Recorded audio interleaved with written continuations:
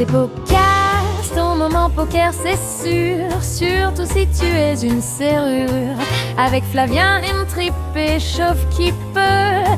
Installez-vous, on joue un peu. Salut à tous, on est parti aujourd'hui pour le 4e épisode de Podcast sans bredouiller. Et on a une thématique incroyable à vous proposer aujourd'hui qui, moi, me parle beaucoup. C'est qu'est-ce qu'un bon joueur de poker ? Ça paraît simple comme ça, je suis sûr qu'on aura plein de choses à discuter là-dessus. J'espère que vous aurez des choses à dire aussi. Et on va vous présenter nos actus, une anecdote aussi en plus. En plus, on a changé le format de l'anecdote aujourd'hui, donc il y aura une partie de bluff. Donc l'anecdote qui sera racontée pourra être vraie ou fausse, vous pourrez participer.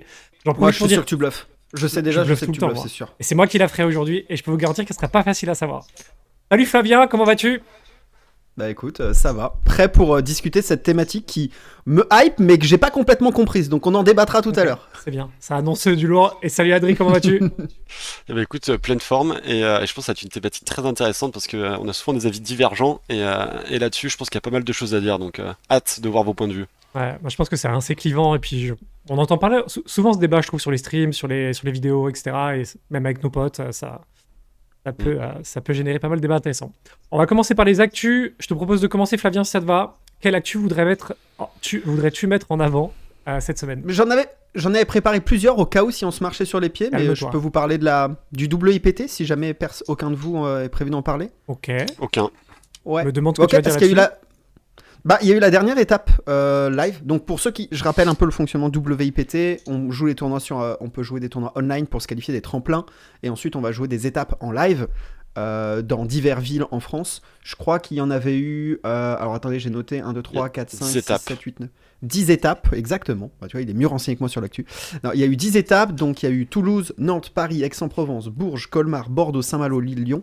Et du coup, dans ces étapes-là, il y a à peu près entre 15 et 20 personnes qui sont qualifiées systématiquement pour aller jouer la grande finale qui a lieu fin mars à Aix-en-Provence. C'est Et ça. donc, c'était la dernière étape ce week-end. Donc, les étapes, je sais pas si vous en avez joué cette année, mais il y a systématiquement des joueurs, des Team Pro Winamax, il y a des petits side events, il y a des masterclass qui sont faites par des Team Pro, donc c'est des events assez interactifs, qui sont finalement pas mal collés au thème des events live Winamax, qui se veulent être quand même des événements bien communautaires. Je trouve qu'il manque Et donc, une il y a eu grosse la partie dernière chouille quand même.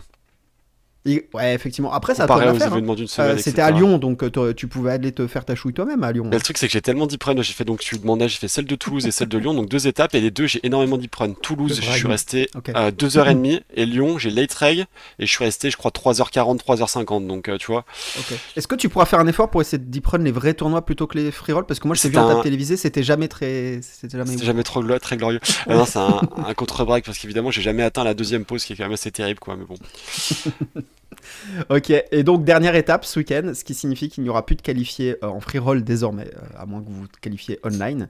Et donc c'était sur Lyon ce week-end, et il y a eu un total de, tiens, allez, combien de qualifiés sur toutes les étapes live cumulées selon vous? 250. La première étape d'ouverture, c'est la plus grosse, du coup il y avait plus de place que d'habitude, et les autres c'est 16 par étape, si je dis pas de bêtises, du coup 160 plus 16 de plus, 172. Putain, il est fort. C'est un peu plus, du coup, ça fait 180, effectivement. Il y a, Ok. il y a genre 17-18 qualifiés par étape, grosso modo, parce qu'il y en a 15, je crois, sur le main, sur le tournoi principal. Il y a toujours un ou deux sides sur lesquels il y a des qualifiés en plus. Et sur le premier event à Toulouse, il y a eu 36 qualifiés. Donc, effectivement, une petite quinzaine en plus. Donc, on est sur les 180, grosso modo. 180, espérons qu'ils ne seront pas de la dead money Aix-en-Provence. Peut-être que l'un d'eux sera le gagnant. D'ailleurs, l'année dernière, il y en avait un qui s'était qualifié sur un free roll qui avait fait 3ème.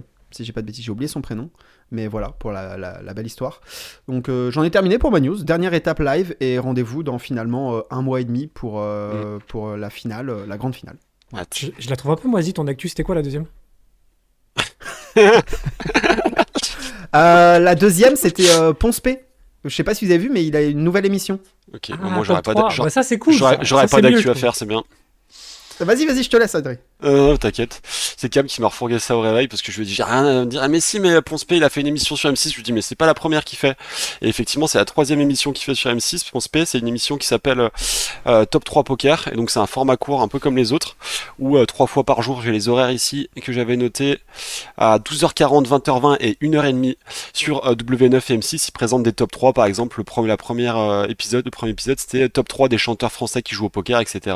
Sans spoiler, il y avait du coup Patrick Bruel, Cool Chain, et le dernier qui dit toi plus moi là, c'est comment il s'appelle déjà? Grégoire. Et Grégoire, c'est ça, voilà. Et donc du coup, ils présentent des petits top 3 selon différents critères et c'est assez dynamique, assez sympa. Que Voilà. sur le poker? C'est que sur le poker, ouais. Trop cool. On pourrait parler de belote, mais il est quand même moins calé. Puis Winamax, ça a pas Ça de. reste une émission de poker, quoi. Ouais.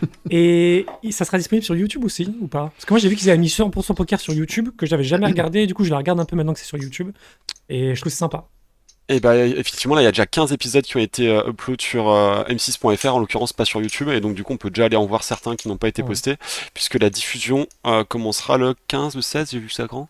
Je sais plus, mais pas tout de suite. Et du coup, il y avait quoi? C'était Poker Express la première, ensuite 100% poker, et maintenant il y a le top 3. Donc, voilà. Et il y a eu la story poker aussi. La story poker, effectivement. Ouais, parce que 100% poker c'est différent. Mais c'est pas mal, c'est cool, ça fait une image grand public, quoi. Tout à fait. Poker.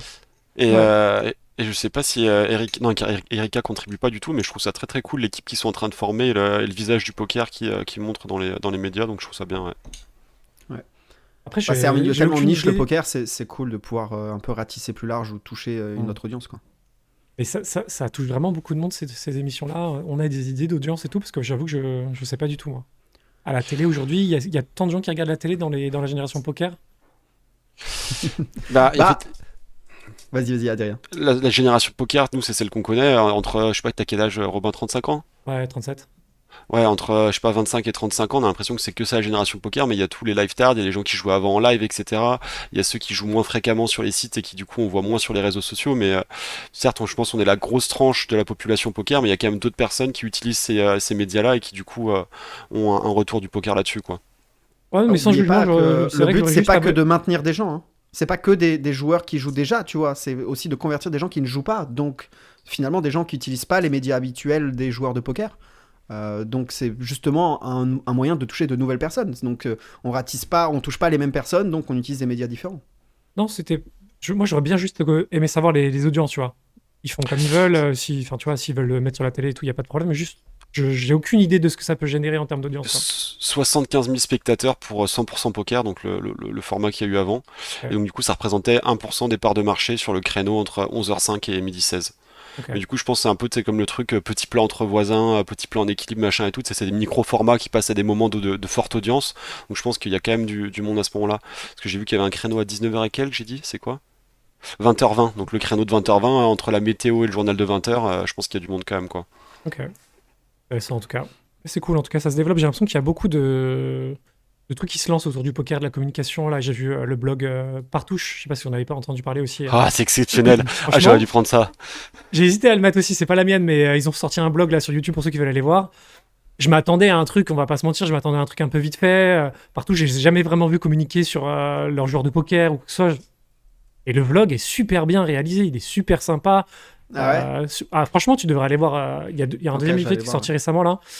Ils ont donc je sais pas c'est en combien d'épisodes, mais j'ai vu le premier. Là, j'ai pas vu le deuxième, mais j'ai adoré regarder le premier, quoi. Je les connais pas spécialement. Il y a Sony, il y a Antonin, il y a un copain d'Antonin, je me rappelle plus son prénom. Et franchement, ils sont super cool à suivre, quoi. C'est sur les WSOP 2025 Ouais. et Non, hyper vraiment, bien pas- réalisé et très agréable. Mm. Et vraiment, Partouche, on n'entend pas trop parler, tellement je pensais que c'était une pratique sexuelle à plusieurs, mais apparemment, c'est un truc qui gère du poker. Tu sais qu'il va y avoir un réel fait de cette phrase, hein. Ça a été Et non, fait vraiment, pour- c'est exceptionnel. C'est comment ils disent, des vieux. Bref, en gros, c'est des baroudeurs, vraiment des mecs du poker de la vieille école et en même temps qui crushent. Et du coup, c'est super marrant de les voir se réunir à Vegas, à l'hôtel, de les voir discuter entre eux. Il y a justement un fil conducteur avec une machine à café parce qu'il y en a un qui supporte pas le café là-bas. Enfin, c'est vraiment un vlog comme on pourrait faire sur des personnes plus jeunes et plus axées réseaux sociaux. Et du coup, ça renvoie à une image d'un milieu que moi j'imaginais pas du tout. Et ils sont super marrants parce qu'ils ont des caractères très présents, des expressions sympas et tout. Donc vraiment, moi, ça a été un plaisir de regarder ça. Et j'ai le deuxième en stock. Je suis très content, quoi. Ouais, pareil. Ça Vraiment retire un peu le côté trop lisse habituel qu'on peut retrouver dans certains blogs. C'est ça. peut-être. Mais puis encore une fois, je trouve la réalisation du doc, enfin du vlog, elle a été vraiment quali, quoi. Je sais pas qui l'a réalisé, mais c'est bien joué à lui ou à elle. Et en plus, il y a un petit côté, ils ont peur de se jinxer, enfin, ils ont peur de la guine, donc il y en a un qui est quand même venu avec de l'ail dans sa valise parce qu'apparemment ça fait fuir la guine. Et du coup, il y en a un qui se met à cuisiner, il dit putain, quelqu'un aurait de l'ail, il dit bah oui, bien sûr, et il vide sa valise, il sort son truc d'ail pour cuisiner, c'est exceptionnel. Toi, t'es le roi du spoil on quand même, part. hein. Parce que là, t'as spoil l'événement principal du premier docu, quoi. Putain, merde. Non, il reste la machine à café C'est vrai gate, on que saura pas si ça fonctionnera ou pas. Ça m'a fait penser à une anecdote de ouf et je me suis dit non, ne la raconte pas, garde-la pour un Ah, épisode.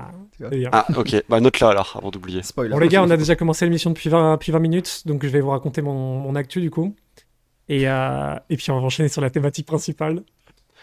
Du coup, moi, mon actu, c'est Malcolm Frankie qui a deep run une nouvelle fois le WSOPC Marrakech en début d'année, du coup, en janvier 2026. Et je sais pas pourquoi, j'ai envie de mettre en avant Malcolm parce que j'ai vraiment l'impression qu'il va nous faire un truc de fou bientôt, quoi. Il a déjà fait presque TF du main event, je le vois deep run tout en 2025. Chaque fois que je vais sur un live, je le croise, je peux jouer à sa table, il va souvent très loin, il échoue rarement, enfin très souvent en place proche de l'ATF ou en TF, mais il n'a pas la grosse win, tu vois, qui pourrait faire la diff. Le PT Monaco, il l'a dit l'année dernière. Il a vraiment, je trouve, quand tu joues avec lui à table, je trouve qu'il a vraiment quelque chose. Moi, c'est un joueur qui m'impressionne, sans le côté un peu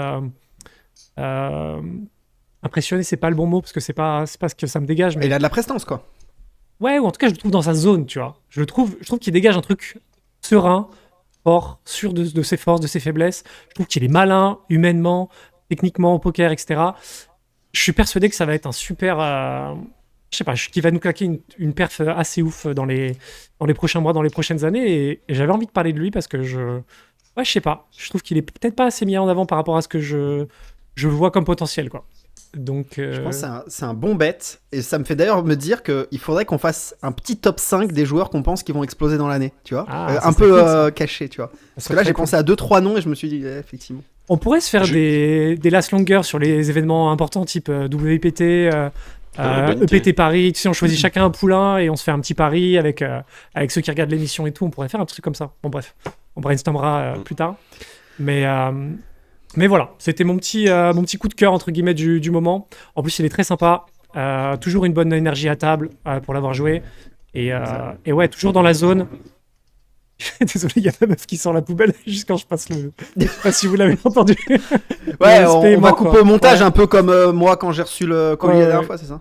Ouais, faudrait que je la briefe. Et bref, du coup, voilà. Je sais pas si vous voulez rebondir là-dessus. Bah, Non, tu fais bah. bien d'en parler parce que franchement, je le connaissais pas, Malcolm, donc je suis ravi que tu m'en parles et c'est vrai qu'il a l'air très sympa. Voilà. Ok. Non, bah franchement, j'ai pas grand chose à rajouter si ce n'est qu'effectivement, il fait une super impression quand je le vois jouer à table. J'ai jamais joué contre lui. Je sais également que c'est un mec qui est vraiment adorable. Il est vraiment trop gentil. Et vu aussi les gens avec qui il bosse en termes de poker, il parle poker et ses résultats, effectivement, je pense que ce serait un bon bet d'imaginer qu'il fasse une super année. Ça a l'air d'être un peu son jardin WSOP, tu vois. WSOPC c'est son jardin, WSOP c'est son jardin. Donc quitte à mettre une pièce sur lui, oui, il a dit prendre le PT la dernière fois, mais moi je dirais un petit bracelet cet été, tu vois. Ça serait assez ouf. En tout cas, peu importe le résultat, c'est vrai que je pense que dans les prochaines années, on va vraiment beaucoup entendre parler de lui, je pense. Même si on entend déjà parler de lui depuis 1 an ou 2. Mais je vous propose maintenant, les gars, d'attaquer la thématique principale de ce podcast avec la définition d'un bon joueur de poker. Je trouve que c'est quelque chose qui n'est pas facile. Et je vais vous demander un exercice qui n'est pas facile du coup pour commencer. Flavien, est-ce que tu peux me décrire en une phrase qui est pour toi un bon joueur de poker? Alors, avant que je réponde à ça, déjà, moi j'ai une problématique, c'est qu'on m'a dit, vas-y, prépare la thématique en mode qu'est-ce qui fait un bon joueur de poker. Et j'ai réalisé ce matin que j'avais pas préparé la bonne chose. Parce que ce que moi j'ai préparé de base, c'était quelles étaient les métriques qui permettaient de reconnaître un bon joueur. Par exemple, le regard des autres, ça peut être lié. tout un tas de trucs comme ça, plutôt que juste lister plutôt les qualités qui feraient que quelqu'un est un bon joueur. C'est ça, c'est plutôt ça que vous attendez, j'imagine. Et je pense que les deux sont complémentaires. Faut Ça arriver à peut lier, évaluer ouais. quelqu'un, donc moi ça me dérange pas. Parce que si on liste les qualités qui font un bon joueur, on est plus ou moins en train de dire, finalement, bah tiens, c'est quoi les 10 choses que tu dois travailler toi pour devenir un bon joueur, d'une certaine manière.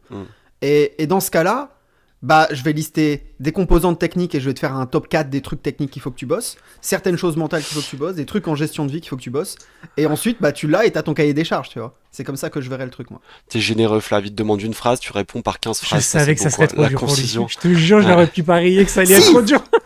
J'ai fait une introduction, puis ensuite j'ai fait une phrase. Alors vas-y, fais ta phrase maintenant, parce que moi j'ai pas compris au milieu de tout Mais je ça. l'ai faite ta phrase. Alors Je refais. t'ai dit, bah du coup, pour moi, il y a une Avance. composante technique primaire, et donc je vais te lister quelles sont les choses que tu dois bosser de manière prioritaire dans la technique pour devenir un très bon joueur de poker.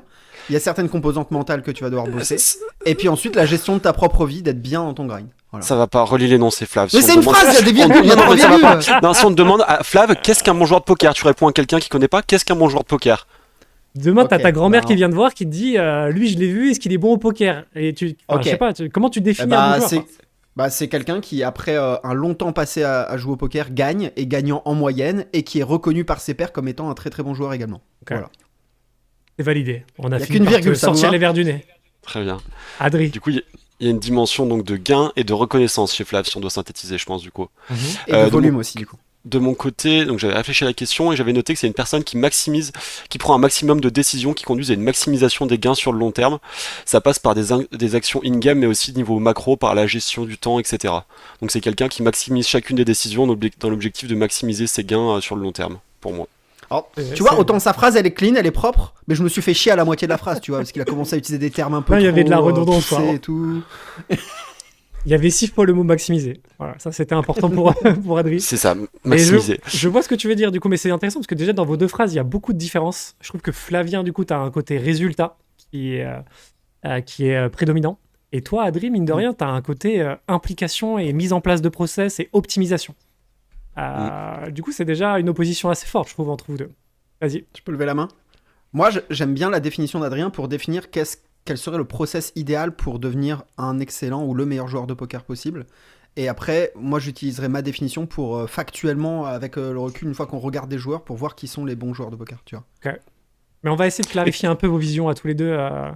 J'ai une question à vous poser déjà. Je pense qu'elle est D'abord assez toi, facile. Robin, c'est quoi ta définition avant? Moi, je pense qu'un bon joueur, c'est le résultat. Tu peux pas être un bon joueur, Ok. tu peux mettre en place tout ce que tu veux. Si tu n'arrives pas à gagner de l'argent, je pense que t'es pas un bon joueur, quoi, tout simplement. Et pour moi, il faut Ok. être un joueur gagnant. Et un joueur gagnant, c'est quelqu'un qui peut vivre de ce qu'il gagne, quoi. Tu peux gagner 5 000 € par an, bah, pour moi, t'es pas un bon joueur de poker, quoi. Après, on peut être Du coup, bon c'est joueur sur certaines forcément héros, limites. quoi. C'est une question de référentiel aussi, pas parce que tu joues en régional que t'es pas bon au foot comparé à d'autres. Donc c'est parce qu'un mec gagne 5000 € par an à payer 4 € qu'il est pas excellent pour sa limite. Donc je pense qu'il faut aussi. Moi, c'est ce que pondérer j'ai un un peu peu par dit, le c'est bail. qu'il faut en vivre, quoi. Tu vois. Pour moi, Ok. un bon joueur, c'est quelqu'un qui a envie. Demain, Je pour suis moi, pas tu peux pas d'accord, être bon du joueur coup. de poker à payer 5 €, c'est pas possible. Dans ma définition, et j'aime bien un truc qu'a apporté Flavien, c'est le côté régularité. Pour moi, tu peux être gagnant 1 an, 2 ans, machin, mais un bon joueur qui gagne 15 ans, qui vit depuis 15-20 ans, déjà la pression mentale qu'il subit, la régularité, la capacité de travail qui nécessite d'avoir cette régularité-là et tout, je trouve que ça, pour moi, c'est ce que je définirais comme un bon joueur. Et du coup, c'est difficile parce que ça met du temps à prouver que tu es un bon joueur, quoi. Mais quelqu'un qui est là depuis 3 ans sur le circuit, pour moi, ne peut pas être un bon joueur potentiellement. Ok, donc Malcolm Frankie n'est pas un bon joueur dans ton métrique. Pour moi, c'est pas un bon joueur. C'est pour ça que j'ai dit potentiel, tu vois. Ouah, dinguerie. Non, parce que pour moi, bon joueur, encore une fois, il faut prouver. C'est comme les petits qui sortent de formation du centre de formation du PSG, qui ont un potentiel de ouf. Tout le monde dit, ouais, c'est des stars, c'est des cracks et tout. Ils ont rien prouvé, les gars, tu vois. Et en fait, Ok. t'en as 90% qui feront jamais rien de leur carrière, entre guillemets, quoi. Je- Par rapport au J'entends potentiel ta qu'ils avaient. définition. En fait, j'entends ta définition, ça me semble juste un poil trop binaire, quoi, parce que Mm. du coup, t'es dans une catégorie ou dans l'autre, quoi, mais Il faut y a attendre des le gens qui résultat sont- alors que. Ouais. il y a des gens qui sont très forts, qui sont des très bons joueurs de poker et qui vont le rester juste, et d'autres qui sont très bons et qui le resteront pas, tout simplement, tu vois. Je me dis plutôt ça, quoi. Donc moi, je mets une notion de volume, mais peut-être pas aussi lourde que la tienne, quoi. Ouais, mais du coup, vois. toi, tu peux être un bon joueur de poker sur 2 ans, quand tu connais l'impact de la variance, par exemple. Est-ce que du coup, ça permet de définir un bon joueur? Le mec, il deep run, il se Alors, run sur 2 c'est ans, là- ça arrive, quoi. Ah, c'est là justement où je peux utiliser le croisement avec un autre truc que j'ai dit, la reconnaissance des pairs. Parce que si tu vois un mec qui run pendant 2 ans et la plupart des excellents joueurs qui jouent contre lui te disent non, mais il est pas incroyable, eh bien, il y a des chances probablement que ce soit pas un si bon joueur que ça et qu'il est run au-dessus de levé, tu vois. Parfois, il y a eu des erreurs comme ça dans l'histoire. Dans l'histoire Ouais. du poker online, je me rappelle qu'avec certains très bons joueurs, on s'est dit ce joueur-là, il est pas ouf, machin. Et le mec a explosé et en fait, il était vraiment très fort, tu vois. Et peut-être qu'il a même compris des trucs qu'on n'avait pas compris. Ça arrive. Et dommages collatéraux, mais c'est rare. Et la plupart du temps, si tu vois un mec qui gagne beaucoup, qui run, et que les top recs te disent non, mais il est pas si ouf que ça, bah la réalité, c'est que le mec est juste correct et c'est tout, tu vois. Il est beaucoup moins bon que ce qui ses résultats paraissent. C'est pour ça que je fais un croisement aussi avec la reconnaissance des autres, surtout des très bons joueurs reconnus, si tu veux, Mhm. qui jouent contre lui. Alors moi, au risque de me mouiller un petit peu, quand tu me parles de ça, j'ai un nom qui me vient en tête, c'est quelqu'un que tu connais bien, Flavien, c'est Jérémy Cochard, qui notamment a donc fait 2 fois du coup table finale donc du WPT et 2 victoires, c'est ça? Ouais. Trois tables finales de 3 tables victoire. finales et 2 victoires. Et du coup, je connaissais très peu le live jusqu'à l'année dernière, que j'étais à l'étranger. Et là, quand j'ai découvert son style de jeu en table finale, etc., et les moves qu'il avait pu faire, soit je suis vraiment à milieu de comprendre ce qui se passe en live et de la déviation, soit pour moi, c'est pas un excellent joueur de poker malgré ses résultats. Donc je pense que c'est un peu la théorie vraie, mais pas la contraposée, ou je sais pas comment on dit, mais l'inverse. Et donc du coup, pour moi, c'est pas un bon joueur parce que certes, il a eu des résultats, mais dans la pratique qu'il met, et la reconnaissance en tout cas que je lui attribue, même si je suis pas une référence en live, etc., c'en est pas un à mes yeux, quoi. Ouais, c'est tricky Ça comme va un peu question dans le parce sens de que Flavien, ouais. c'est ça, dans ma manière de visualiser qui peut être un bon joueur. Pour discuter de lui directement, parce que du coup, j'ai quand même un bon recul là-dessus. Il y a des tas de choses que j'aurais pas du tout fait comme lui et que j'aime pas d'ailleurs. Et pour autant, si tu regardes, c'est que le résultat exact des mains se passe mieux presque avec certaines lines qui fait que j'aime pas, tu vois. C'est ça qui est incroyable aussi dans le live et dans certaines tendances des joueurs. Enfin, et c'est pour ça que moi, ça me fait une sorte d'appel à l'humilité de voir ça, de me dire, ok, bah, techniquement, ça me semble être une purge. Tu vois, par exemple, j'ai un bluff dans ma tête qu'il a fait en heads up notamment, où il min-raise le turn avec flush draw et il hit flush river, et je me suis dit, putain, j'aime pas du tout ça et tout. Et au final, cette line spécifique, elle a permis de faire quelque chose que les autres lines n'auraient pas fait, tu vois, et c'est là où je me dis, ok, faut que je reste humble là-dessus. Effectivement, il y a peut-être il y a des nœuds d'exploit et de variations tellement majeures en live contre certains profils que bah, peut-être que ce qu'il fait, ça va parfois être très très mauvais du coup, mais il y a parfois où ça va fonctionner de ouf, quoi. Et ça appelle vers autre chose qui est la pluralité des qualités que doit avoir un très bon joueur de poker.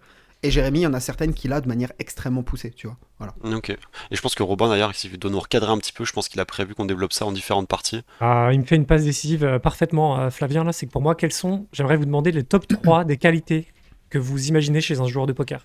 Les qualités, du coup, bah, de joueurs. On parle de joueurs de tournoi, hein. On est Joueurs sur de tournoi, bien sûr, ouais, on parle de MTT, bien sûr. Bien sûr. Ok.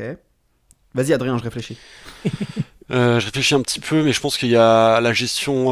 Alors, j'arrive pas à trouver le mot je dirais gestionnaire, donc ça doit être un bon gestionnaire pour la gestion entrepreneuriale, la gestion de son capital, la gestion de ses sessions, de son énergie, de la macro. Donc, je pense que ça doit être un bon gestionnaire. Je pense qu'il y a aussi une notion d'empathie qui rentre en compte pour arriver à se mettre à la place des autres et les comprendre. Et c'est ce que, par exemple, Davidi arrive super bien à faire, et du coup, il arrive à cerner la dynamique, etc. Et le troisième, que ça pourrait être la troisième qualité? La résilience, le fait d'arriver à continuer à travailler contre vents et marées malgré ce qui peut se passer et les résultats qu'il peut y avoir. Même si par exemple Robin ne reconnaît pas ton talent parce que pendant 2 ans t'as bad run et que t'es excellent hors des tables et dans la macro, tu peux quand même te considérer comme un bon joueur même si t'es toujours dans l'attente de ton résultat, quoi. Voilà. Du coup, si je dois synthétiser, gestionnaire, empathie, résilience, pardon. Ok. Très bien. Moi, je vais être chiant, mais les qualités, c'est pas les mêmes selon si on parle d'un grinder live et online, typiquement. Je vois des qualités vraiment... Non, mais c'est vrai, la Gapar, c'est vraiment des qualités très différentes que j'imagine pour les deux. Et typiquement, un grinder online, il a besoin d'avoir une motivation extrême tous les jours dans son PC et qui va réussir à maintenir, et c'est quelque chose de très dur de garder cette motivation-là. Pour l'avoir vécu et l'avoir subi, moi, ce truc-là, c'est peut-être la chose la plus dure, d'avoir la motivation, de garder la motivation. Ensuite, pour un grinder online, je pense qu'il y a besoin d'être quand même une bête de travail aussi. Tu vois, il y a des tas de domaines techniques que tu as besoin de bosser absolument et te maintenir à niveau. Donc ça, c'est les deux. Et le troisième, j'aurais dit gestionnaire aussi. Et pour le live, tu vois, c'est autre chose. Pour le live, je mettrais beaucoup plus en avant ce côté empathie, dimension humaine. Empathie, c'est vraiment une qualité qui, je pense, est très sous-estimée, qui est très, très, très importante dans le poker. Savoir à quel moment tu penses que ton adversaire en a marre, à quel moment, au contraire, il va être patient, à quel moment il va te throw out light. Enfin, c'est des choses de dynamique qui sont hyper importantes. Et il y a vraiment des joueurs de poker, bah, tu parlais de Davidi, je peux te prendre l'exemple de Omar aussi, par exemple. Tu vois, c'est quelqu'un de très... Il visualise à quel moment le mec va en avoir marre, à quel moment il va être patient, etc. Ça, c'est une superbe qualité en live. Je pense qu'il y a une autre qualité en live, et c'est tout con, mais la patience. Donc c'est la plus grande qualité des joueurs en live, d'être capable de folder pendant tellement longtemps. Donc ouais, empathie, patience et résilience également, je dirais, pour le live. C'est les 3 plus grosses qualités. Et moins la technique, je l'ai même pas mis, tu vois, dans le live quasiment. Elle y est, mais elle est moins importante. Voilà. Ouais, c'est super intéressant. Et c'est marrant, vous n'avez pas tant parlé de technique, vous avez parlé de travail, mais tous les deux qui êtes pour moi plutôt des profils quand même techniques. Vous avez une dimension ou une prédominance pour le technique online, dans comme votre j'en ai profil. parlé pour le online, pour moi, c'est une des 3 trucs. Toi, Adri, t'en as pas trop parlé. C'est quelque chose qui vient avec ce que tu as dit, j'imagine, du coup, le travail, l'assiduité, la résilience, mais Pas vraiment, parce que en fait, je pense que moi je me suis fourvoyé dans ma progression et j'ai mis un grand coup d'accès sur la technique au départ, de travail, etc. Et en rencontrant d'autres profils, comme certains peuvent connaître, mon ami Alex par exemple, qui lui ne travaille pas du tout la technique, mais il a une bonne intuition, il a un talent inné pour comprendre la dynamique, etc. Et je trouve que ça vaut des heures de travail hors table, etc. Donc c'est pas quelque chose une condition sine qua non pour être excellent. On n'a pas besoin de faire une tonne de sim, etc., de bosser GTO. Si on arrive à comprendre ce qui se passe en face, à trouver les exploits, le côté technique pour moi il est moins important quoi. Tu veux dire que t'as fait une grosse erreur en me demandant du coaching au début? Je voulais pas te tacler une seconde fois, Flav, mais Remboursez-le. ne me lance pas là-dessus. Ouais, bah moi j'aime bien la distinction en tout cas que fait Flavien sur le poker online et live. Je trouve qu'effectivement c'est deux disciplines différentes pour moi. C'est vraiment comme comparer le semi-fond et le sprint quoi. Euh, j'ai vraiment l'impression qu'il y a vraiment des qualités qui sont différentes pour les. Et c'est difficile de faire les deux à haut niveau, je trouve. Je sais pas ce que vous en pensez là-dessus, mais de vraiment d'être dans le top des deux, c'est vraiment difficile, je trouve. Ouais, bah, attends, si tu regardes ceux qui sont dans le top des deux, c'est des gens qui sont tellement pointus techniquement dans leur grind online, qui vont jouer des lives, mais jouer des lives où il y a peu de joueurs, où la technique redevient très très très très importante. Ils vont jouer des tritons, ils vont jouer des super high rollers et tout, tu vois. Mais ces profils-là, je suis pas sûr que ce soit ceux qui sont le plus capables d'aller te strike à un $1500 WSOP ou des tournois mid-buy-in, tu vois. Je suis pas sûr que ce soit ces profils-là qui auront les meilleures qualités finalement pour ces buy-in. Ouais, bien sûr. Et, mais ouais, je sais pas. Moi, Donc je ça va trouve dans ton que sens. pour aller sur le côté online, la technique, pour moi, j'ai l'impression que tu peux pas ne pas travailler ta technique pour être un top reg online, c'est impossible, quoi. D'avoir ce côté, cette prédominance technique, pour moi, c'est. Je comprends ce Tu que peux pas ne pas la bosser. tu c'est ça peux pas que tu ne veux pas dire. la bosser. Pour moi, Ouais. c'est une composante qui est monstrueuse, quoi. Et Ouais. après, je trouve qu'il y a tout le côté hygiène de vie que tu abordais aussi, toi, je pense, Adri. Mais vraiment ce côté de gestion humaine, quoi. D'être frais dans ta tête quand tu vas faire tes sessions. Et ça passe par une gestion de ta vie au global, quoi. Que ça soit sportive, nutrition, d'être bien. C'est tellement intense le poker, c'est tellement dur mentalement. J'ai Et en l'impression fait, que. Ouais. moi, ça me fait écho à quelque chose que j'ai connu à mes débuts, notamment des vidéos sur YouTube de Kill Tilt, où c'est Simon, donc Peanuts, qui expliquait justement la pyramide des besoins, un peu comme une pyramide de Maslow. Et en fait, si on visualise une base comme ça, et ben la base, ce serait par exemple le fait d'avoir de l'énergie, d'avoir assez dormi, d'avoir de l'alimentation. Ensuite, on monte d'un cran, le fait de ne pas avoir de problème avec sa famille, dans sa tête, etc. Et au fur et à mesure, si on n'a pas complété nos tâches d'en dessous, on n'a pas accès aux capacités du dessus. Mm. Et donc, du coup, ça commence vraiment par avoir un corps en bonne santé, un niveau de fatigue qui est ok. Ensuite, il faut avoir des relations sociales saines. Ensuite, il faut avoir bossé le jeu, etc. Et du coup, je pense que c'est vraiment la base fondamentale, le côté macro et gestion d'énergie, gestion de carrière. Donc, pour moi, c'est quelque chose sur lequel je mettrais vraiment l'accent. Ouais. T'en penses quoi, toi, de ça, Flav?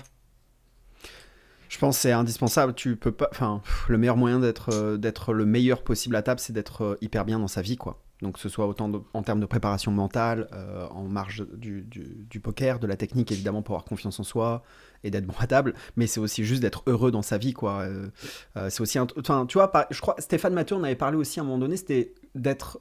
Quelles sont les valeurs que tu accroches au poker, par exemple, tu vois. Moi, c'est un truc que j'ai eu du mal pendant un moment. Et tu vois, ce côté humain de. Bah, quand tu gagnes, tu fais perdre quelqu'un. Tu vois, j'avais vraiment un truc comme ça où j'avais beaucoup de mal. Et c'était pas forcément en adéquation avec mes valeurs aussi, le poker. Et tu vois, j'ai réussi à trouver l'équilibre là-dedans. Mais c'est des choses qui sont hyper importantes à traiter. Et évidemment, bon, bah, comme on disait, si t'es heureux dans ta vie, je pense que t'es plus sain à table, t'es plus serein. Et vice-versa, quand il y a des choses qui vont pas dans ta vie, bah, c'est vrai il faut réussir à lever le pied parce que c'est très difficile d'être performant, quoi. D'avoir la tête pleinement à la table, quoi. Je pense que si je peux rebondir là-dessus, Romain, Vas-y. je pense que le côté gestionnaire, on vient de le diviser dans une première partie qui est la partie gestion life, gestion de sa vie perso et gestion de l'énergie, mais il y a aussi la partie gestion de carrière et gestion de bankroll, et pour moi elle est tout aussi importante. Je pense notamment au fait de bien choisir ses tournois, buy-in les bonnes sommes, etc. Et je pense par exemple aussi à beaucoup d'échos que j'ai pu avoir, des gens qui arrivent à monter 50, 70, 100K en un an sur les tables online et qui se disent attends, un joueur de poker c'est Vegas, ça y est j'ai monté mes sous, je vais à Vegas. Et ils vont buy-in 40, 50K de leur poche, et du coup ils rentrent après en France et ils recommencent à grind 2 fois moins cher que ce qu'ils faisaient avant parce qu'ils ont voulu aller shot à Vegas, etc. Et donc moi je suis assez frileux entre guillemets, on va dire, sur le live parce que je pense que c'est très compliqué d'estimer la variance et d'arriver à jouer de manière intelligente sans mettre en danger son projet long terme, quoi. Ouais, Et oui. puis, tu sais, à Vegas, quand tu vas jouer pour 54 buy-in, tu as pour 24 frais. 24 frais, hein. Donc, faire gaffe aussi. Non, mais c'est vrai que le live, c'est extrêmement dur. Moi, j'ai fait des simulations de variance avec Michael Gatti l'année dernière à Vegas. C'est monstrueux, quoi. crois qu'il m'avait dit une stat, je crois que c'était Erwan Pêcheux qui faisait à peu près 150 tournois live par an, ce qui est monstrueux. Et donc, tu prends Erwan Pêcheux, ça veut dire que sur 10 ans, il fait 1500 tournois, et sur 20 ans, il fait 3000 tournois. Et en dessous d'une grosse année d'un reg sur une année online, par exemple, tu vois. Donc, ton edge est censé être supérieur quand même en live, clairement. Mais c'est pour donner une idée, quoi. Tu feras 3000 tournois peut-être dans ta vie, et sûrement moins, parce que du coup, il n'y a pas beaucoup d'Erwan Pêcheux qui font autant de volume. C'est vrai qu'il y a ça qui est quand même assez ouf quand tu réalises, je trouve. Mec, le problème, c'est que quand tu mets des maths sur le poker en live, tu brises le rêve. Ouais. Et c'est bien de pas briser le rêve. Moi, je me rappelle dans le reportage. Enfin, vous l'aviez vu ce reportage là, il y a, je sais plus, 10 ans, là, One Time, avec tapis volant. Et, C'était à Deauville, non? C'était pas ça? Ouais, exactement. Et genre, je disais ce genre de choses un peu, tu vois. Et je m'en suis voulu de l'avoir dit autant parce que la réalité, c'est que, ok, c'est vrai, mais à un moment donné, il faut aussi que les gens ils kiffent, quoi. Et il faut pas briser les rêves. Et c'est vrai qu'il faut être dans ce côté prévention malgré tout. Il faut être dans le côté de dire ce qu'on pense vis-à-vis de ça. Mais c'est bien de kiffer aussi à un moment donné, quoi. Donc, faut pas briser les rêves. Le live, c'est une variance pour toute la vie en réalité. Mais on sait jamais, peut-être que vous serez du bon côté. Voilà. Ouais. Puis comme on peut le dire, il faut dissocier les approches du joueur professionnel qu'on peut être tous les trois et du joueur amateur ou occasionnel qui lui va shot, il n'y a pas de bankroll management, etc. C'est je vais au cinéma, je vais machin, je prends de l'argent, je l'investis. Si je le revois, tant mieux, mais sinon je vais kiffer l'expérience et du coup il faut arriver à dissocier les deux. Nous on est peut-être un petit peu entre guillemets nazis de la performance et du coup on veut tout maximiser, mais il faut pas en oublier le plaisir comme vient de le dire Flav, quoi. Ouais. Alors après moi je précise, je suis pas un joueur professionnel. Hein. Bah, j'ai vu tes ranges de 3 bêtes l'autre jour, effectivement. Ouais. Bah, Non, mais pour moi, c'est selon ce qu'on ta disait, c'est définition, pour être vu que t'as professionnel, shot, faut t'es gagner un ta bon vie, joueur. quoi. Faut gagner ta vie au poker, et moi aujourd'hui, je serais pas capable de gagner ma vie au poker sur les tables. J'ai pas cette compétence aujourd'hui. Peut-être un jour, mais pour l'instant, c'est pas le cas, quoi. Il te manque quelque chose, c'est que tu dois te lever le matin trop tôt, quoi. Mais non, mais c'est sûr. Mais moi, j'ai pas envie de C'est un grind league de ouf, online, ça. quoi. Ma vie est plus dimensionnée pour le grind online et faire 5 sessions nocturnes par semaine. J'ai plus envie de ça. C'est pas ce qui me plaît. Et ouais, je préfère être. Moi, j'aime bien le live, perso. J'aime bien le live. Je trouve que c'est des bons moments de rencontrer des copains, de partager des événements sympas, de vivre des émotions qui sont peut-être plus intenses. J'adore le online sur des petits épisodes type séries, etc. Mais c'est vrai que sinon, le King 5, quoi. Mais sinon, le live, c'est vrai que il y a quelque chose Il qui nous me a plaît de drop plus en le plus. King 5, ce bâtard.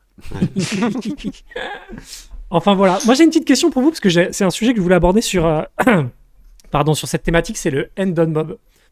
Souvent c'est quelque chose qui revient. Je sais pas si vous le sentez vous aussi quand on parle de joueurs, on compare les end on mob, on compare ceci. On peut aller chambrer Flavien qui a fait 20 ans de poker live et qui a un end on mob inférieur à celui de Dumb Trip. Non, je rigole. Mais Faut y aller par contre pour faire ça. Mais moi, c'est quelque chose que j'aime pas trop, end on mob. C'est vraiment un truc, je trouve, qui véhicule des choses pas positives pour le poker, en tout cas personnellement. Je sais pas ce que vous pouvez en penser, ce que vous pouvez en dire de votre côté. Je peux commencer peut-être par Flavien. Je laisse Adrien parler parce que ensuite moi je vais dézinguer Endon Mob. Donc, Alors vas-y, Adrien. Bah moi je pense que c'est juste une métrique. Endonmob c'est Sharkscope, c'est un site qui permet de recenser les résultats et du coup bah c'est plus un indicateur. Du coup bah ça peut être une qualité. Enfin c'est un indicateur, mais vu la variance du coup qui est inhérente au live dont on vient de parler, je pense que c'est vraiment pas un indicateur hyper fiable. Dépendamment du volume, évidemment, si c'est quelqu'un qui a 30 ans de carrière derrière lui, ça devient intéressant. Mais encore une fois, ça prend que la valeur des gains absolus. On faudrait faire la différence entre gain et buy-in, etc. Enfin avoir le chiffre d'affaires net, on va dire quoi, et le bénéfice net, pardon. Et du coup c'est pas quelque chose auquel j'accorde beaucoup d'importance. Mais ce qui est marrant, Robin, dans la façon dont tu présentes ça, c'est que toi, quand tu parles de bons joueurs, tu penses immédiatement au live, et nous, enfin moi, je pense directement au online, et donc du coup, on a vraiment une approche qui est différente par rapport à ce qu'on est en train d'essayer de définir, quoi. Non, moi je pense que honnêtement pour moi les meilleurs joueurs techniques sont en online et je pense que par contre les meilleurs humains sont en live, tu vois. Parce que pour moi le live en termes de gestion de fatigue, de tout ça, de déplacement, de stress, de patience, de tout ce que tu veux, d'acceptation de la variance. Moi je suis très admiratif des joueurs qui sont réguliers en gain en live depuis des années, quoi. Je vois des Julien Sidbon, des David Iquitaille, des joueurs comme ça, des Adrian Mateos, maintenant des Thomas Boivin, des choses comme ça. J'ai une admiration parce que j'ai l'impression que c'est des joueurs qui sont plus complets dans ma vision. Mais encore une fois, c'est parce que j'aime ces qualités-là et que moi, c'est une aspiration que j'ai d'aller vers ça et que ma tendance, elle est aller vers ça. Mais je trouve que le online a aussi ses besoins de qualité absolue. On parlait de technique, on parlait de rigueur, on parlait de plein de choses. Et ouais, je saurais pas dire quel est le plus dur aujourd'hui, mais c'est vrai que moi j'ai une grosse admiration pour les joueurs de live réguliers qui gagnent depuis longtemps, quoi. Ok, alors si tu veux, je vais répondre d'abord à la première question, puis je vais rebondir sur ce que tu as dit là, parce que je trouve intéressant. End on mob, évidemment, c'est forcément un métrique, c'est pas un si mauvais métrique que ça. Je pense pour la plupart des gens, même s'il faut vraiment garder en tête que, évidemment, c'est pas un profit net, c'est hyper important. Mais c'est quand même plutôt corrélé, on le voit quand il y a beaucoup de lignes, c'est aussi quelqu'un qui joue beaucoup, donc on se doute évidemment de ce qu'il a à peu près gagné grosso modo. Mais là où je vais dézinguer End on mob, c'est là où ça va plus du tout. C'est avec l'avènement des high rollers et des super high rollers, puis des tritons et des choses comme ça. C'est-à-dire que en fait, les sommes deviennent absurdement élevées, là où elles sont tellement décorrélées de la réalité. Déjà en termes de profit, on en parlait juste avant, mais aussi juste de stacking, puisqu'on parle de tournois où les gens vendent tellement de parts, on est tellement... Enfin, tu vois, on va regarder la end on mob d'un très bon joueur qui joue pas les super high rollers. Par exemple, Alex Réard, là il commence à les jouer, mais tu vois, imaginons Alex Réard il y a 1 an, et tu regardes End on mob, ce nombre de gains, et puis tu regardes des mecs qui jouent les super high rollers, et tu es là, ouais, ils sont dans un autre monde. Bah non, en fait, mais c'est juste que les mecs ils ont des types qui les stackent et ils jouent 10%, 15%, parfois moins des super high rollers. Et tu sais, c'est un peu l'anecdote, même au début les tout premiers high rollers, avant qu'il y ait Triton et tout, je me rappelle, il y avait Philippe Gruissem, je sais pas si vous vous rappelez de lui, qui avait gagné un super high roller au début de l'avènement des high rollers, et il avait 5% de son action, le mec. 5% de son action. Et il avait gagné genre, je sais plus, 3 millions, un truc genre, il était là, mais c'est tellement absurde en réalité. Tu regardes les end on mob des mecs, t'as l'impression qu'ils ont pris une tonne, et en réalité, ils sont à des lieux de ça, quoi. Et ouais, bon, pour end on mob, du coup, ça marche plus du tout quand tu mets les high rollers là-dedans, quoi. Il faudrait presque qu'il y ait un onglet sur end on mob où tu puisses retirer les 25k plus buy-in quasiment et que tu regardes ce qu'il en est, quoi. Tu vois. Mais bon, voilà. En dehors de cette dynamique de high roller qui vient complètement fausser la donne, je trouve que c'est quand même un métrique correct. Et je reviens sur ce que tu disais, Robin, tout à l'heure, sur le fait que tu préférais un peu les profils live, complets, etc. Je pense qu'il y a eu un moment dans le poker francophone où les top buy online, ils étaient assez limités. Tu vois, je parle même pas de quelqu'un qui vit en France, mais quelqu'un qui est francophone ou global, qui vit par exemple à l'étranger, qui a accès même à des rooms.com. Il avait des top buy-in qui étaient plutôt limités.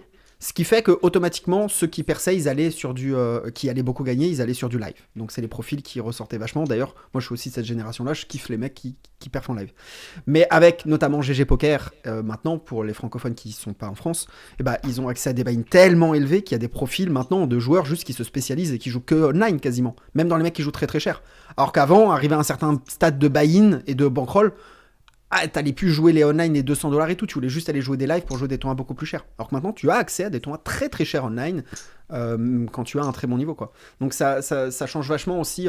On peut voir maintenant des jeunes qui se disent, mais moi je voudrais quasiment jouer que du online, ou je kiffe les joueurs qui jouent que du online, tu vois. Alors que c'était pas possible de voir ça il y a 10 ans, je pense. Ouais.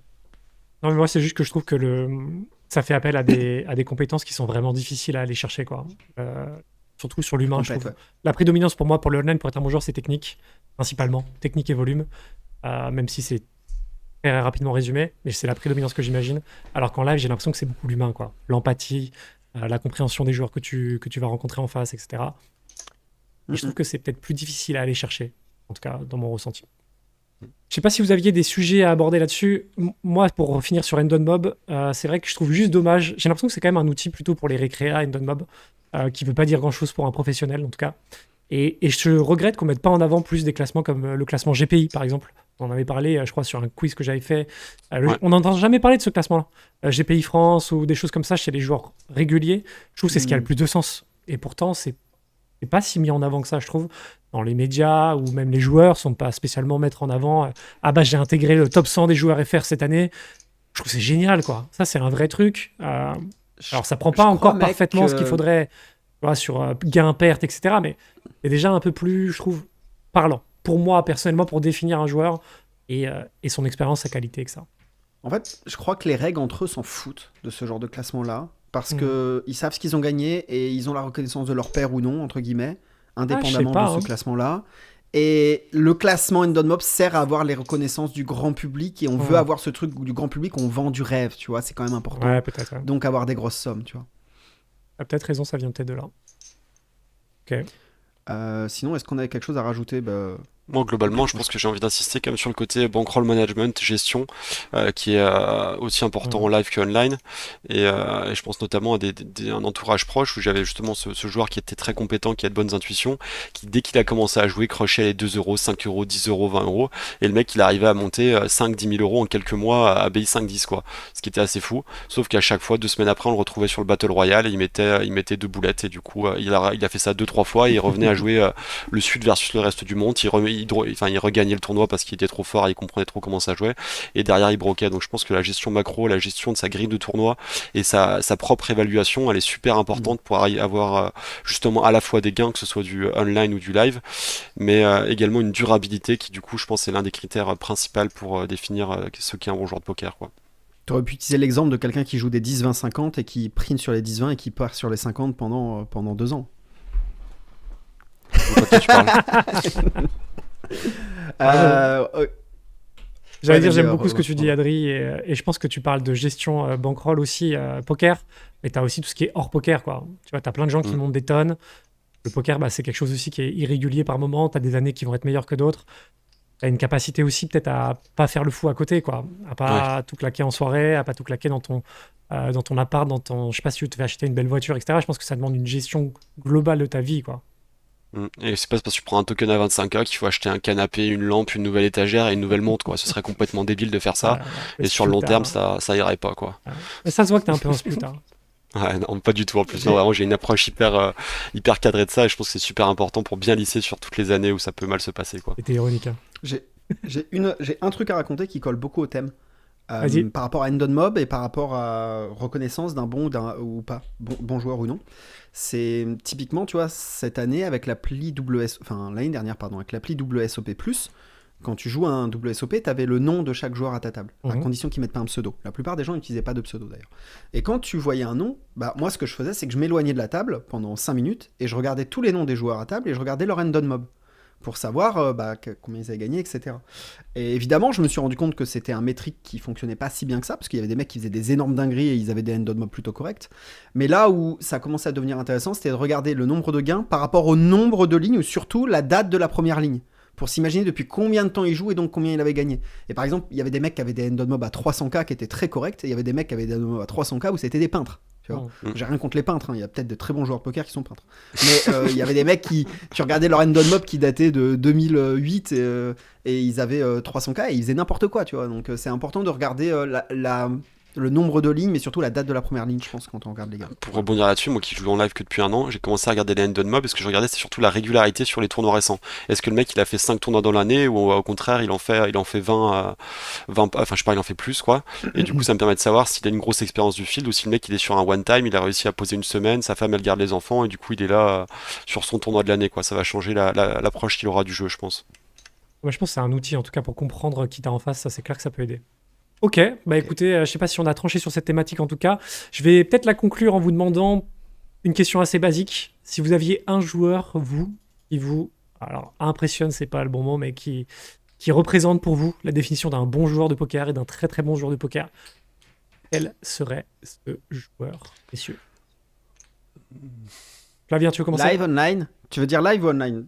À vous de Définition, définir. quand même, un peu. C'est votre définition perso. Allez, je vais prendre un français, et donc qui je vais prendre? Ah, mais c'est trop dur ta question, franchement, c'est hyper vague, quoi. Un mec. Je peux pas Faudrait faire une phrase. que. Non, mais en fait, c'est trop dur, mais il y en a 50 différents. Enfin, je sais pas, j'ai pas de nom à te donner Il y en a pas un spécifiquement. qui Je sais t'a si marqué Adrien a un nom, particulièrement? autant que je réfléchisse.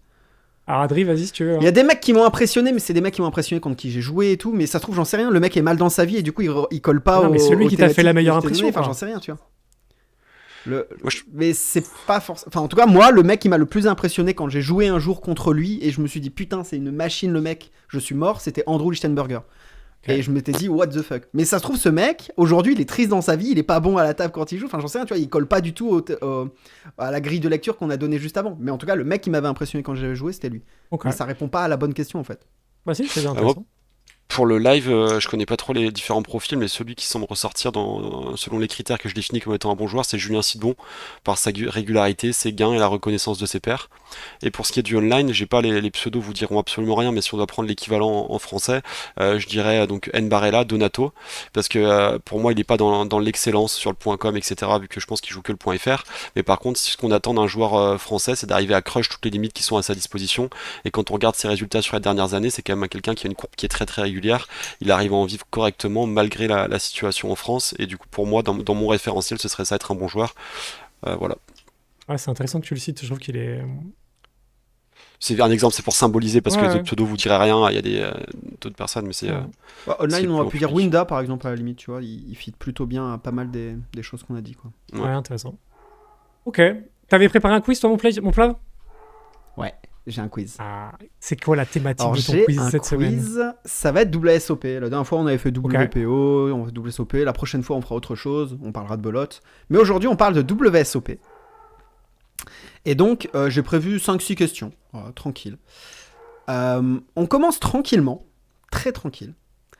Quel joueur a remporté un bracelet WSOP dans 7 variantes différentes? Scott Seaver, Phil Hellmuth, Phil Ivey ou Tom Schneider? On est aucune J'en sais idée. rien. Un jour, on fera un quiz sur du online, sur des trucs qui me parlent. C'est comme si on me disait qui a Si gagné tu veux. le Grand Prix d'équitation de dressage en 2012 dans la catégorie paralympique. La prochaine fois, on invitera quelqu'un qui remplacera Adrien. Bon. Nous allons changer d'intervenant. Ah, aucune idée. Je dirais Ivy, juste parce que c'est le profil le plus connu, c'est qu'il joue des variantes. Et que... Moi, Helmut. Eh ben, c'était Phil Ivey. Il a donc 11 bracelets et 7 dans 7 variantes différentes. Phil Hellmuth qui a beaucoup de bracelets, qui est le recordman, si je dis pas de bêtises, mais c'est très no limit orienté. Et Tom Schneider, je vous l'avais mis parce que je me suis dit, on sait jamais pour ceux qui connaissent beaucoup le live, mais Tom Schneider, c'est un joueur de variante qui a gagné beaucoup de bracelets différents et je crois qu'il en a gagné dans 5 ou 6 variantes différentes. Donc c'est Ok. probablement celui qui est un peu derrière. Ok, là c'est une question où normalement Adrien va se démarquer parce que son esprit logique, il va réussir. Tu dis que je suis teubé. Non mais tu vois, tu vas voir. Quel est le plus gros prize pool de tous les temps du main event des WSOP? 70 millions, 85 millions, 95 millions, 105 millions. 70, 85, 95, 105. Un point bonus si on a l'année. Bon, moi, je l'ai, je pense. Alors moi je vais dire que je pense que le premier il prend 9 millions ou 10 millions, quelque chose comme ça. Si on doit faire référence Tu vois, avec c'est du pour ça que online, j'étais sûr qu'il allait trouver. généralement on prend 10% du prize pool à la première place. Et du coup le main des WSOP est un 10K, sauf qu'en live en plus de ça on paye 1/6 des joueurs. Donc ça veut dire que c'est moins top heavy que ce qu'ils reversent. Et donc du coup je pense qu'on est au-dessus des 100 millions, donc je dirais 105. Et tu vois, c'est là où il est faible, je pense. Adri, c'est qu'il se complique la vie. Le record d'entrée du main, c'est 1100 entrées, je crois. Enfin, 10 100 entrées, c'est 10K. Donc il y a 5% de rack, donc je dirais 95. C'est effectivement 95 millions. Et Oh là où le raisonnement d'Adrien a une faille, c'est que tout allait très bien, mais il a oublié un phénomène qui se passe en live, qui est que parfois dans les payouts, on fait quelques dingueries sur les premières places pour assurer un chiffre très beau à la gagne. Et il y a notamment des paliers qui sont très gros, entre 1, 2, 3, parce qu'ils voulaient atteindre 10 millions à la gagne, typiquement. Mais il n'y avait que 95 millions. Est-ce que vous savez l'année du record? 2023 après le Covid. 4. C'est 2024 et le vainqueur c'était Jonathan Tamayo. Oh la raclée que je lui mets. Ok. Oh En 1976, vous vous rappelez de cette année, Bah, allons-y. Bien sûr. le vainqueur du main event des WSOP a été vainqueur pour quelle raison?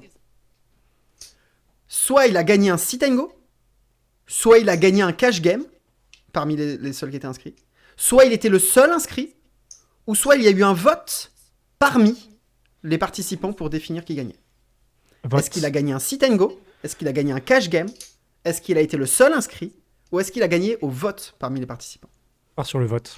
On sait rien, mais c'est du Et guessing. je crois cash game me dit un truc, j'ai envie de partir sur un cash game, je pense que ça me plairait bien.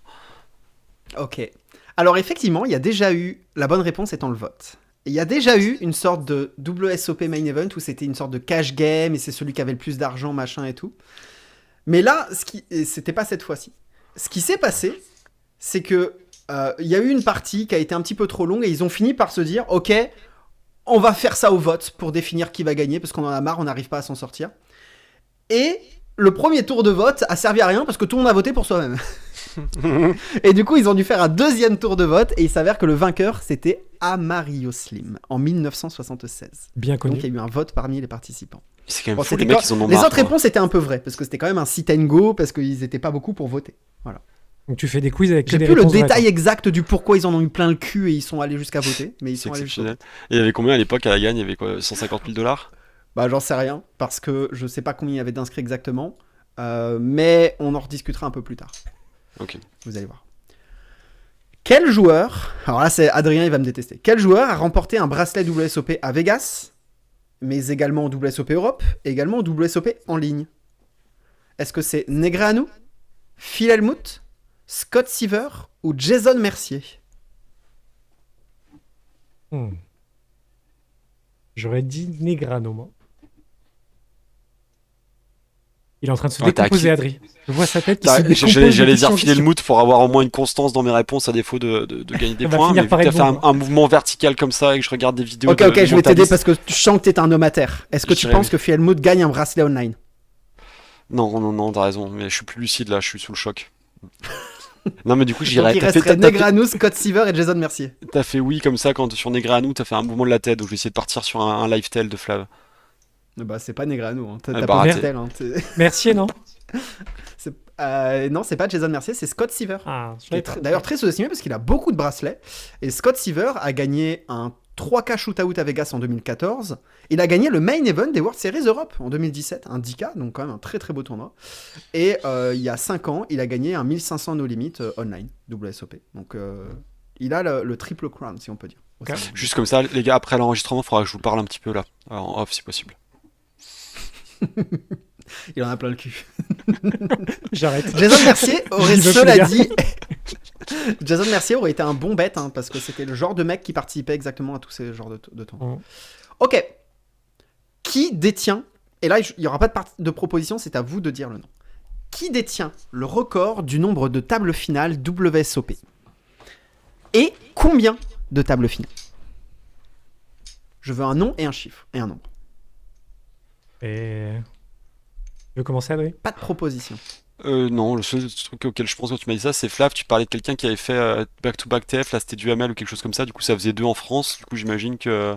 Non mais on parle de table finale de WSOP tout court, pas main event. Hein. Ah, pas main event? Ah, Ah non, non, ok. WSOP.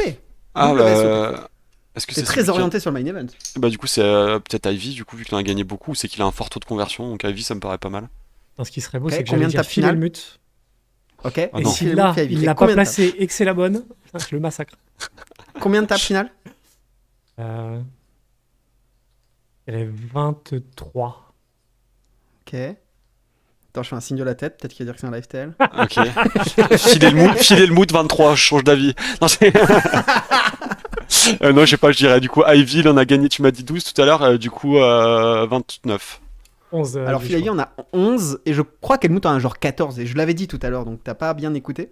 Et J'ai le été record de léger. ta finale, c'est Phil Hellmuth, et largement devant Phil Ivy. Hein. Le truc, c'est qu'Helmut, c'est vraiment le grinder Ah, c'est plus, WSOP quoi. par essence. Hein. 40. Et par contre, il en a fait 80 tables finales. Mais Ah il non, est mais nul. j'étais trop laid sur le nom. Mais il est nul. Non, mais Le le mec taux a de gagné conversion 14 est horrible. bracelets. Les farmers, les mecs, quoi. Ça fait 1/6, quoi, c'est pas bon? Bah, table finale à 9, c'est pas mal, hein. Pas si dégueu, en vrai. Allez, dernière question. Dernière question. Quelle fut la longueur du plus long main event de l'histoire? 10 jours, 11 jours, 12 jours ou 13 jours?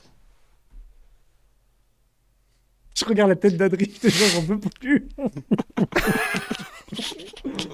Aïe, aïe, aïe, je dirais 13. Allez, boum. 10, 12. 11, 12, 13.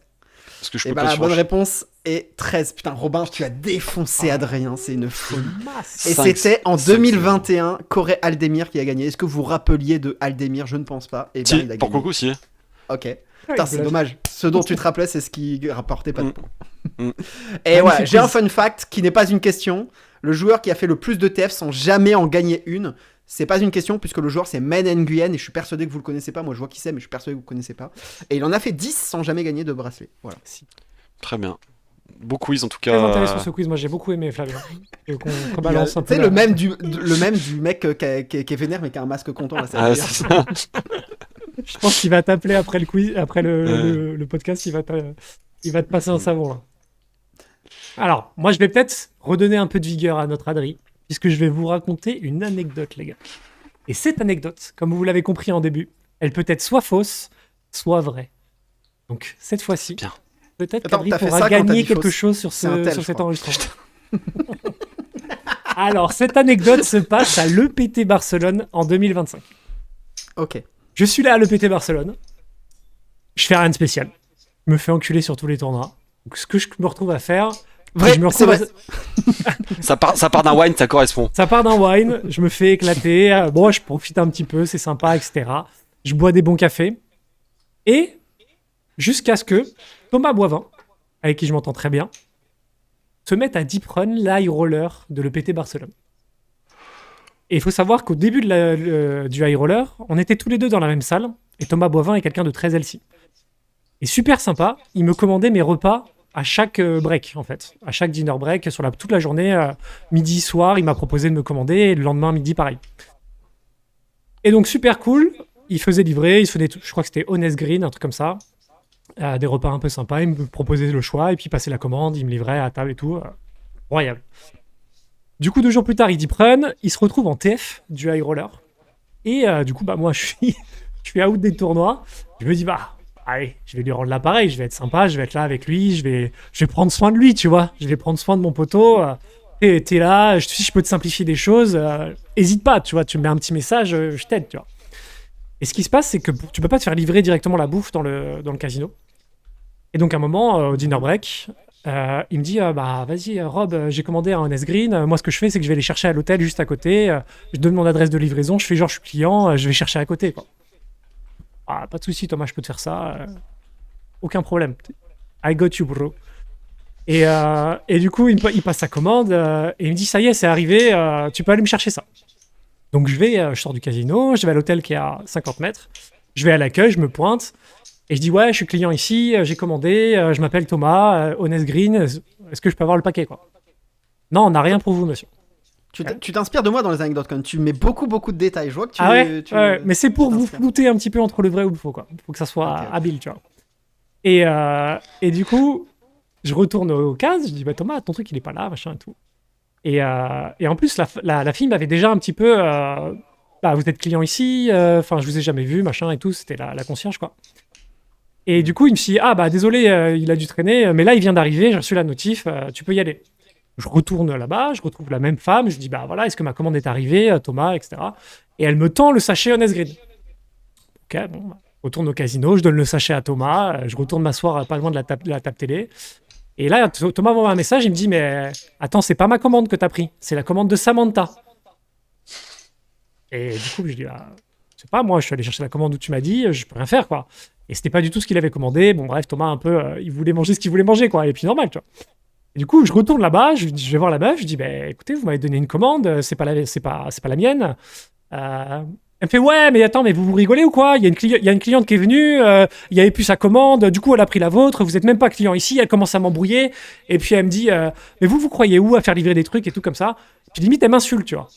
Je dis, bah, écoute, moi, je viens chercher une commande, vous vous êtes trompé, c'est vous qui avez fait l'erreur, tu vois.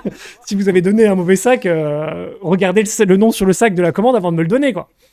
Et du coup, elle m'a pourri pendant 10 minutes. Je me suis fait, mais vraiment, traiter comme une merde. J'ai fini par, du coup, retourner avec la commande de Samantha parce que la commande de Thomas était partie chez Samantha. Et j'arrive, du coup, au casino. Je m'excuse auprès de Thomas. Je dis, voilà, machin et tout. Et puis, du coup, bah, voilà. C'était un moment de vie assez désagréable. Et j'imagine que du coup, ça a bien aidé Thomas à se concentrer sur sa TF, etc. Donc ça doit être bien, ça. C'était un beau Bon, service Thomas que s'en tu lui as foutait un rendu. peu en vrai. Lui, Ok. il a fini par manger la commande de Samantha. Et puis, voilà, c'était pas. Chez Honest Green, de toute façon, t'as pas des cheeseburgers, quoi. Donc, ça pouvait convenir à Thomas. Ok. Donc, soit ce qu'il a dit est vrai, soit il a bricolé, il a modifié une partie. Parce que la base, je pense qu'elle est vraie. Mais peut-être qu'il a modifié une petite partie pour essayer de tourner ça en mensonge et il y a des trucs un peu différents, tu vois. Je le vois pas avoir inventé ça de toute pièce. S'il avait inventé de toutes pièces, il aurait rajouté un finish bien fracassant. Alors que là, l'histoire était très bien et le finish un peu mou. Tu vois, donc je pense il ment pas. Mais peut-être qu'il a un peu modifié des éléments et tout. C'est pas Samantha, c'est Sabrina. Et à ce moment-là, c'est vraiment. Ouais, voilà, des bails comme ça. Mais là, pire ce serait se foutre de notre gueule. Donc je vais dire que c'est vrai. Ok, vas-tu avoir une bonne réponse sur ce quiz? Eh ben, je pense que aussi que c'est vrai parce que en soi c'est pas extraordinaire comme histoire et par contre la dame était pas très sympa à l'accueil mais je pense que ça, en même temps c'est Qui légitime. fit à peu près au tempérament espagnol.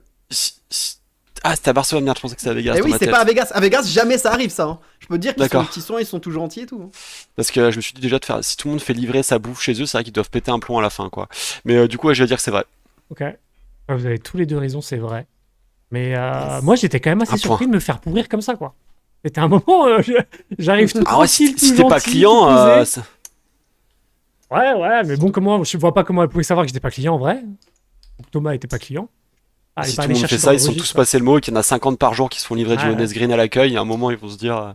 Mais vraiment, elle m'a hurlé dessus, quoi. Je me sentais comme un gosse de 5e qui s'est fait, qui est rentré de la récré un peu trop tard, tu vois. Elle m'a humilié, quoi. Je suis rentré, j'étais tout penaud, j'ai donné le sac à tomates, c'est limite, j'ai appelé ma femme pour qu'elle me cajole, quoi. C'était vraiment horrible comme sensation, quoi. Mais bien joué, les gars. Et bien joué, Adrien, Ok. spécialement. Je suis content que tu finisses sur une note positive cet enregistrement. Putain. Ok.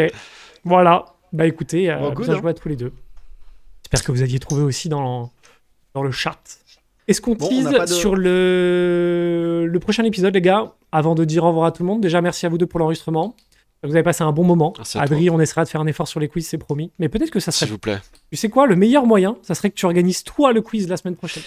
C'est vrai que ça fait 4 épisodes que Ouais. j'esquive, mais il faudrait que je m'y mette, ouais, tout à fait. Ça Le serait problème, un c'est bon que moyen de faire un kiffer. quiz pour Adrien, il veut des quiz online. On va lui faire quoi sur un quiz online? Non, mais il n'y a pas du online, il y a d'autres choses. Il y a de la. Je sais pas, il y a. Sur le trail. De la générale, je sais pas, de l'histoire, un petit peu, je sais pas. Quel est le record du monde du 100 mètres Enfin, C'est quoi tes passions, Adrien, en dehors du poker? Course à pied, j'aime bien. Le sport, de manière générale, j'aime bien aussi. Et après, je suis un petit peu un geek. Tout ce qui est technique, que ce soit, ça peut être dans tous les champs, ça peut être du Excel, de la robotique, des trucs comme ça. Enfin, je suis Un un petit peu quiz un Excel, nerd. histoire de perdre Ouais. tout le monde sur le Vous prochain savez épisode. qu'il y a des compétitions d'Excel, des champions du monde d'Excel, hein, ça c'est assez incroyable. Hein. C'est incroyable que ce soit pas plus diffusé, je trouve, dans le grand public. Bah, est-ce que c'est vraiment télégénique? C'est la question, quoi. Non, mais en vrai, c'est de ouf. Ok. je crois qu'il aime bien la F1 aussi, c'est son ancien pseudo là. Ah non, je suis un F1X parce que j'ai découvert Drive to Survive sur Netflix, mais sinon je regarde absolument pas, c'est trop tôt le matin. On verra ça pour te concocter un petit quiz sympa. En tout cas, on est dans les timings habituels d'une heure d'enregistrement. Merci à tous ceux qui sont arrivés au bout de ça. Attends, j'ai une idée, Ah. Robin. J'ai une idée, Robin. T'avais dit Dis-moi. qu'il fallait qu'on termine par un truc qui allait créer de l'engagement dans les commentaires. Qu'il fallait chercher, ouais. Selon vous, on a voulu enregistrer le matin cet épisode. Mais Adrien nous a dit non, le matin, gna gna gna, moi je me réveille tard. À quelle heure a-t-il imposé que l'on fasse cet enregistrement pour qu'il puisse se taper sa meilleure nuit? Mettez-le en commentaire en dessous et on vous répondra dans le prochain épisode. Voilà. D'accord. Et on va rajouter même une deuxième question pour encore favoriser l'engagement. Lequel de nous trois a été incapable d'avoir une connexion décente pour qu'on puisse enregistrer hier, qui était le créneau original que l'on avait fixé. Voilà. Vous Bon, avez 2 j'ai- semaines pour y répondre et on se retrouve très bientôt. J'ai pas de scud à mettre à quelqu'un, donc on va s'arrêter là. J'espère que vous avez pris beaucoup de plaisir à écouter cet épisode, les gars. Merci à tous pour les écoutes. N'hésitez pas pour nous soutenir à mettre des likes, des commentaires. Puis voilà, juste à partager si ça vous plaît, à écouter, ça nous fait plaisir. Et puis on vous dit rendez-vous dans 2 semaines pour un nouvel épisode de podcast. Salut tout Ciao, le monde. ciao, salut. Ciao.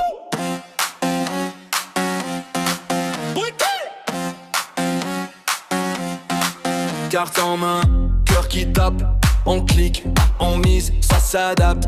Une blinde, un pot, ça s'emballe. On rit, on bluffe sur la table.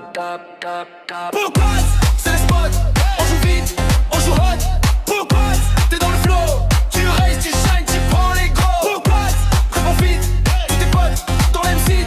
Pourquoi j'appelle ta nuit, un clic, un flip, c'est parti.